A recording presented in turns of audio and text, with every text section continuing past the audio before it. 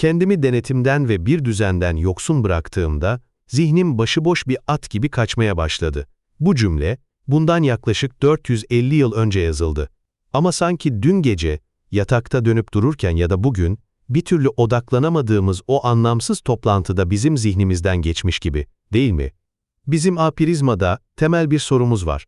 Okuduğumuz kitaplar zihnimizdeki hangi çizgiyi belirginleştiriyor, hangisini bulandırıyor? Bugün bu sorunun icat edildiği metinlerden birine, belki de en önemlisine gidiyoruz. Michel de Montaigne'in denemelerine. Ve bu kitap bize ne yapmamız gerektiğini söylemiyor. Sadece bir insanın, yani kendisinin, zihninin, nasıl çalıştığını dürüstçe haritalamaya çalışıyor. Montaigne, 40'lı yaşlarının başında kamu hayatından sıkılıp şatosundaki kuleye çekildiğinde huzurlu bir emeklilik hayal ediyordu. Kitap okuyacak, düşünecek, sakinleşecekti. Ama tam tersi oldu. Zihnini bir işe, bir amaca bağlamayınca o zihin kendi kendini yemeye başladı. Tıpkı sürülmeyen bir tarlanın en yabani, en tuhaf otları bitirmesi gibi, onun zihni de canavarlar, hayaller ve anlamsız fikirler üretmeye başladı. Ve Montaigne bu deliliğe bir çare bulmak için yazmaya oturdu. Bu canavarları utandırmak, onları kontrol altına almak için değil. Sadece onları kaydetmek, tanımak, ne olduklarını anlamak için. İşte deneme türü, böyle bir kişisel akıl sağlığı projesi olarak doğdu. Montaigne kimdi? 16. yüzyıl Fransa'sı, NDA yaşayan bir aristokrat, bir devlet adamı. Etrafı Katolikler ve Protestanlar arasındaki korkunç din savaşlarıyla cehenneme dönmüştü. Veba salgınları, siyasi suikastlar, akıl almaz bir vahşet. İşte böyle bir çağda Montaigne, büyük cevaplar vermekten vazgeçip kendine, yani var olan tek laboratuvarına döndü. Ve o kulede, Batı düşüncesinin en kişisel, en devrimci metinlerinden birini, denemeleri yazdı. Bu kitap, bir insanın kendini anlama çabasının en ham, en filtresiz kaydıdır. Montaigne'in ilk keşfi buydu yani. Zihin, kendi başına bırakıldığında huzur bulmaz, tam tersine kaosa sürüklenir. Bizim neslimiz bunu herkesten iyi biliyor. Sürekli bir görevden diğerine koştururken, bir bildirimden diğerine atlarken, zihnimizin o başıboş atını hiç serbest bırakmıyoruz. Ama bıraktığımız ilk anda ne oluyor? O 2 dakikalık sessizlikte, o trafikteki kırmızı ışıkta, zihin hemen en tuhaf endişeleri, en eski pişmanlıkları, en yersiz korkuları önümüze getirmiyor mu? Montaigne, bu kaosu yenmek için yazdı. Peki biz ne yapıyoruz? Elimizdeki ekrana uzanıyoruz. Oysa Montaigne'in yaptığı şey bir kaçış değil, bir yüzleşmeydi.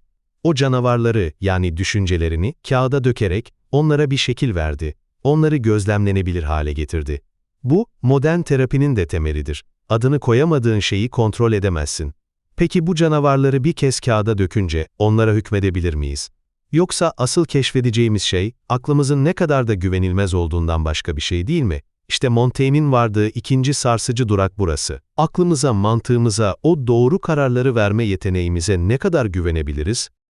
Montaigne, Yargılarımızın Belirsizliği Üzerine adlı bir denemesinde bu soruyu, askeri tarih üzerinden inceler. Diyelim ki bir komutansınız. Savaşı kazandınız ve düşman darmadağınık bir şekilde kaçıyor. Ne yaparsınız? Peşlerine düşüp hepsini kılıçtan mı geçirirsiniz? Yoksa daha fazla kayıp vermemek için durur musunuz? Montaigne, tarihten 2 örnek veriyor.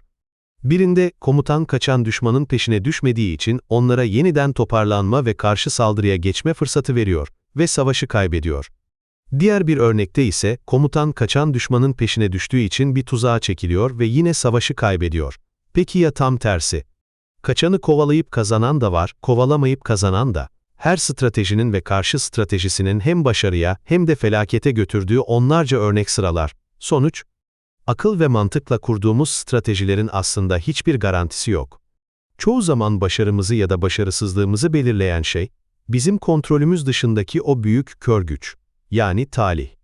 Bu, bizim modern, her şeyi planlamaya, optimize etmeye, haklemeye çalışan zihnimiz için korkunç bir fikir. Demek ki o en parlak fikirlerimiz, en sağlam mantık yürütmelerimiz bile aslında karanlıkta attığımız bir adımdan ibaret. Zihnimiz bir canavar fabrikası olmakla kalmıyor, aynı zamanda pusulası bozuk bir kaptan gibi bizi sürekli yanlış yönlendiriyor. Eğer kendi aklımız bu kadar kararsız ve güvenilmezse, belki de sığınacağımız yer toplumun ortak aklı, yani gelenekler ve alışkanlıklardır, değil mi? Binlerce yıldır işe yarayan, test edilmiş yollar varken neden kendi bozuk pusulamıza güvenelim ki? Montaigne, bu soruyu da sorar ve verdiği cevap daha da rahatsız edicidir.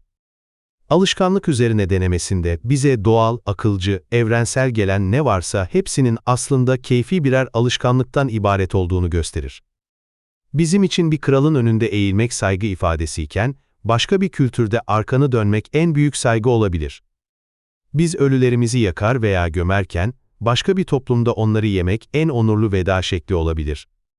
Montaigne dünyanın dört bir yanından topladığı bu tuhaf ve çelişkili adetlerle bize şunu gösterir. Ahlak dediğimiz şey, coğrafyanın bir fonksiyonudur. Töre dediğimiz şey, tekrarın hipnozudur. Aklımızla reddettiğimiz şeyleri, sırf etrafımızdaki herkes yapıyor diye sorgusuzca kabul ederiz. Aslında toplumun ortak aklı dediğimiz şey, bireysel aklın deliliğinden daha az keyfi değildir. Sadece daha kalabalıktır. Bu bizi nereye bırakıyor? Kendi zihnimiz bir kaos, toplumun zihni ise tiranlık derecesinde, güçlü bir illüzyon. İnsan, bu iki ateş arasında nereye sığınacak? Montaigne için cevap, içeri dönmekti. Ama bu, kuleye kapanmak gibi fiziksel bir içsellik değildi. Bu çok daha radikal bir projeydi. Zihinsel bir sığınak inşa etmek. Yalnızlık üzerine adlı denemesinde, gerçek yalnızlığın mekanla değil, zihinle ilgili olduğunu anlatır. İnsanlar, der, kalabalıktan kaçıp kırsala yerleşirler ama, hırslarını, kaygılarını, kıskançlıklarını da yanlarında götürürler. Şikayet ettikleri o kalabalık, aslında kendi içlerindedir. Gerçek yalnızlık, başkalarından değil, başkalarının beklentilerinden, kendi tutkularının esaretinden kurtulmaktır. Montaigne, herkesin zihninin içinde sadece kendisine ait olan bir arka dükkanı olması gerektiğini söyler. Hayatın fırtınaları dışarıda devam ederken, ailenize, işinize, toplumdaki rolünüze dair sorumluluklarınızı yerine getirirken bile, her an çekilebileceğiniz, kimsenin giremediği, tamamen özgür olduğunuz bir iç oda. Bu odada ne başkalarının onayı, ne de kendi hırslarınız geçerlidir. Orada sadece kendinizle baş başa kalır, kendinizi yargılamadan gözlemlersiniz. Montaigne'in projesi budur. Dış dünyayı fethetmekten vazgeçip içsel bir egemenlik kurmak. Zenginliğe, şöhrete, güce olan bağımlılığı kesip kendine yeterli hale gelmek. Çünkü ancak kendimize yetebildiğimizde gerçekten özgür oluruz. Bugün, Montaigne'in bu projesi her zamankinden daha acil ve daha imkansız görünüyor. Onun başıboş atı, bizim zihnimizde artık sosyal medyanın, sonsuz içeriğin ve bitmeyen bildirimlerin kamçıladığı bir canavara dönüştü. Onun alışkanlık eleştirisi, küresel trendlerin ve algoritmaların hepimizi aynı düşünmeye, aynı hissetmeye ve aynı istemeye zorladığı bir dünyada daha da anlamlı. Ve o arka dükkan, o içsel sığınak, bugün her zamankinden daha fazla saldırı altında. Zihnimizin en mahrem köşeleri bile artık birer veri kaynağı, birer pazar. Montaigne bize bir çıkış yolu, bir reçete sunmuyor. Zaten onun felsefesi reçetelere karşıdır. Bize sadece bir yöntem sunuyor. Kendini gözlemle. Düşüncelerinin nasıl çalıştığına bak. Korkularını, arzularını, çelişkilerini yargılamadan kağıda dök. Başkalarının ne dediğine değil, kendi içinde olup bitenlere kulak ver. O, bunu yaparak modern bireyi, yani kendi kendini sorgulayan, kendi üzerine düşünen insanı icat etti. Bize bıraktığı miras, bir cevaplar kitabı değil, doğru soruları sorma cesaretidir. Kendimizle aramızdaki o en zor, en dürüst konuşmayı başlatma davetidir. Montaigne okumak, zihinsel bir labirente girmek gibidir. Bir fikirden diğerine atlar, çelişkili şeyler söyler, kesin hükümler vermekten kaçınır. Ama yolculuğun sonunda amaç, labirentten çıkmak değil, labirentin kendisinin, yani insan zihninin haritasını daha iyi anlamaktır. Montaigne bize, zihnimizin ne kadar kaotik, aklımızın ne kadar zayıf, toplumun ne kadar keyfi olduğunu gösterir.